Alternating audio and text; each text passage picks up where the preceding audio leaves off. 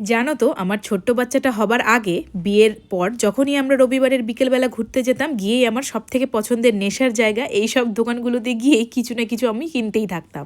ওই দিনও চলে গেছিলাম গড়িয়াহাটের ক্রকারি মার্কেটে, গিয়ে বেশ কিছু জিনিস পছন্দ করেই চলে গেছিলাম রাস্তার ধারে দেখতে পাওয়া একটা ফুচকার দোকানে। হয়তো তোমরা বুঝেই গেছো এই ভিডিওটা কতদিন আগে, তবুও আমি তোমাদের বলি, জানো তো আমি তখন জানতামই না যে আমার ছোট্ট বাচ্চাটা তখন আমার পেটেই আছে, ওই 1 মাস মতো বয়স।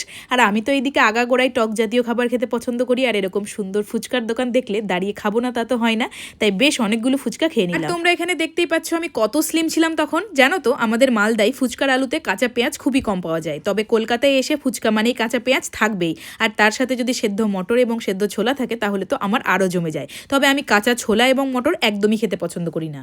আমার মিও আমরি দেখলে তো পেস্ট্রি খেতেই হবে, তাই সেখানে গিয়ে আমি আর আমার বর পছন্দসই দুটো পেস্ট্রি নিয়ে খেয়ে নিলাম। এরপর চলে গেছিলাম গড়িয়াহাটের বড় স্পেন্সার মলে, যেখানে গিয়ে এই ফ্রোজেনের সেকশনটা দেখতে পেয়েই প্রথমে গিয়ে সেখানে ঢুকে পড়েছি। আমাদের এখানেও স্পেন্সার আছে, অথবা খড়গপুরে থাকাকালীন সেখানকার স্পেন্সারে ফ্রোজেনে মাছ মাংসের জায়গাটা সেরকম পাইনি, আর যেহেতু গড়িয়াহাটের স্পেন্সারটা বিশাল বড়, এখানে প্রায় সব কিছুই ছিল, তাই সেখানে গিয়ে ফ্রোজের মাছ মাংস কিনবো না তা তো হয় না, তাই সেখান থেকে পছন্দ করে মাছ এবং মাংস দুটোই নিয়ে চলে এসেছি ঘরে।